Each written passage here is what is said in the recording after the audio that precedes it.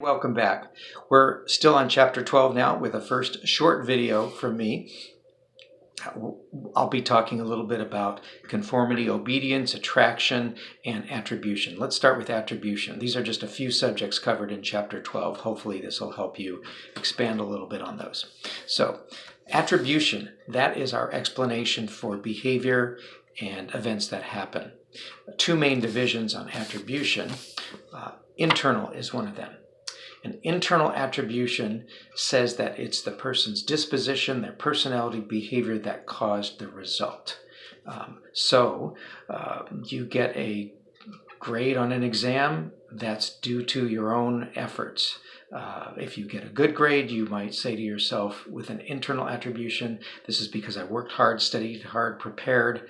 It's my fault, my responsibility, my credit that I got this good grade. An external attribution is factors outside of us cause the result. An external attribution means it's not the person, it's the situation. Sometimes this is called situational. I got a low grade on an exam because the test was too hard. It wasn't fair. The questions were tricky, something like that. We can use this for positive and negative events, and we tend to have our biases, such as the self-serving bias, which makes us feel better, but it may not be accurate. We often take credit when things go well, but then we blame when they don't. You can see another video I've made with a song about external attributions. Let's move on to conformity and obedience.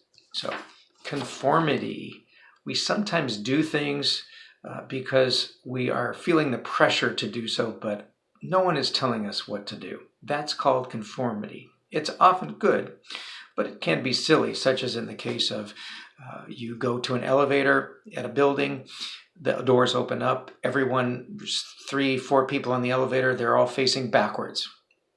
Who knows why?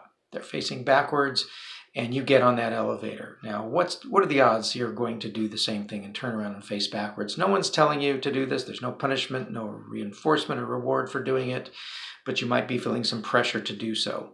If you're on a college campus, you might be thinking, oh, this is a prank, and they're probably videotaping it. But that group pressure to go along is often what we do.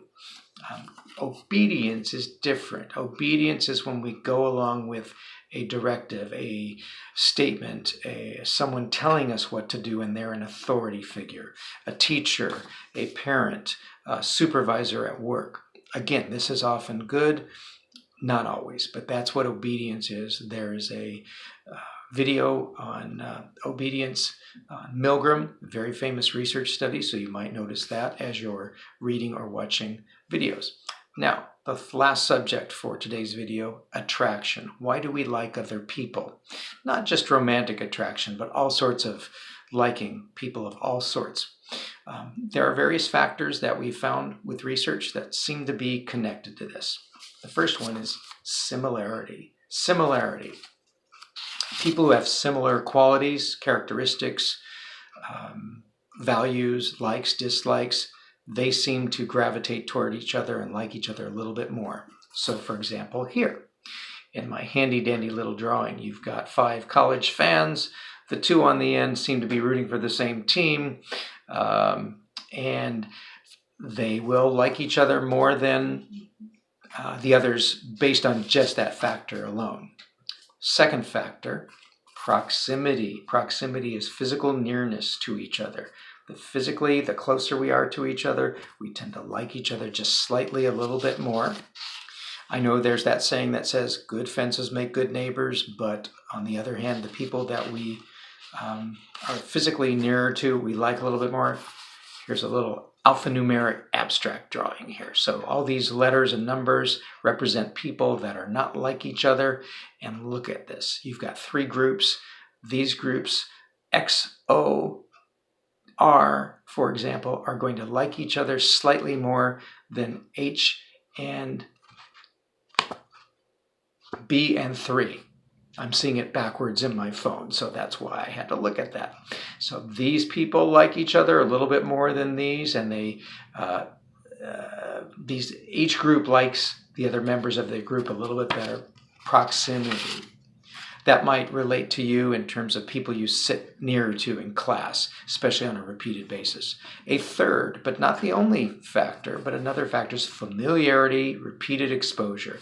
The more that we are exposed to something and that we see it or hear it, the more we tend to like it. This principle has been used for a long time by advertisers, showing us TV or radio commercials over and over again, and we'll tend to like that product. Just imagine you're on a trip somewhere in a foreign country, you don't understand the language, you're a little off trying to enjoy the sights, the music is totally different, and then all of a sudden you see a McDonald's restaurant. Maybe you don't go in, but it's familiar to you. So unless you just really hate McDonald's, it might make you feel a little bit slightly better. So repeated exposure, such as my unusual person, there's one exposure, 2, 3, 4. If I showed that to you many times in videos, don't worry, I won't. But if I did, maybe you might get sick of it. But on the other hand, being more familiar with it might increase your liking a little bit. Anyways, that's what we're covering today: attraction, obedience, conformity, and attribution. Let me know if there's any questions, and I look forward to the next video with you guys.